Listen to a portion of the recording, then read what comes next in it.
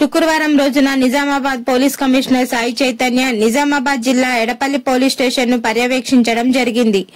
ఈ సందర్భంగా police commissioner Sai Chaitanya police station మొత్తం కలియ తిరిగి పోలీస్ స్టేషన్ పనితీరును క్షుణ్ణంగా పరిశీలించారు. రిసెప్షన్ సెంటర్ పనితీరును, కంప్యూటర్ సిబ్బంది పనితీరును క్షుణ్ణంగా అడిగి తెలుసుకున్నారు. 5S విధానం అమలు చేస్తున్నారా లేదా అని అడిగి తెలుసుకుని మొత్తం చూశారు. అలాగే వాహనాల పార్కింగ్ ను చూశారు. రోడ్డు ప్రమాదాల నివారణకు తీసుకోవాల్సిన జాగ్రత్తలు తెలియజేశారు. ప్రధానంగా ఎక్కువ ప్రమాదాలు ద్విచక్ర వాహనాలకు జరుగుతున్నందున తప్పనిసరిగా హెల్మెట్ ధరించి ప్రయాణం చేయాలని సూచించారు. గంజాయి నిర్మూలనకు అధికారులకు ఆదేశాలు జారీ చేయడం జరిగిందని, ఎవరైనా గంజాయికి బానిస అయితే వారికి కౌన్సిలింగ్ చేయాలని తెలిపారు.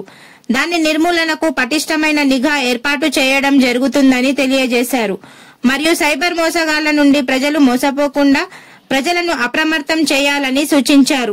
గేమింగ్ యాప్ల పట్ల ప్రజలు మోసపోకుండా ఎప్పటికప్పుడు వారికి అవగాహన కార్యక్రమాలు నిర్వహించాలని అన్నారు.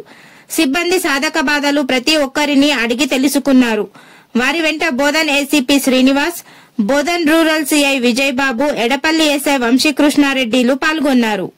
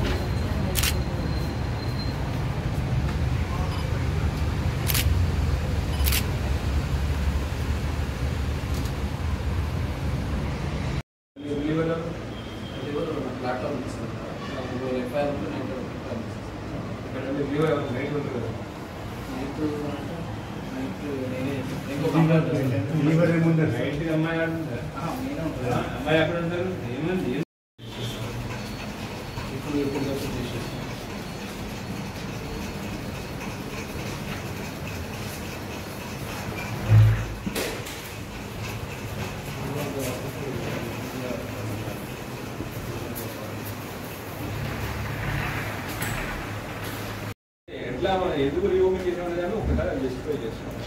రీఓపెన్ ఎంత చేసాం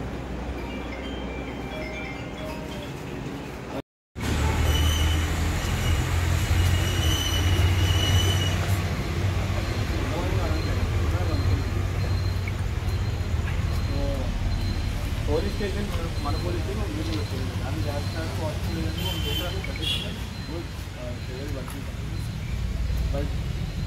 వచ్చినప్పుడు నాకు 1 కంప్లైంట్ 10 రోజులు వచ్చింది. అంటే ఎఫ్ఐఆర్లు తక్కువ కాబట్టి వచ్చిన తక్కువ మాట్లాడలేదు, కంప్లైంట్ రాకూడదు.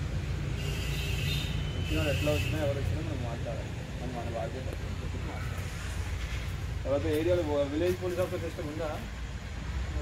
నేను తొందరగా ఎక్కడ తొందరగా ఎక్కడ ఏ విలేజ్? అమ్మ village sir, Sai Kumar sir, Dharmaram village లేదండి. లేదు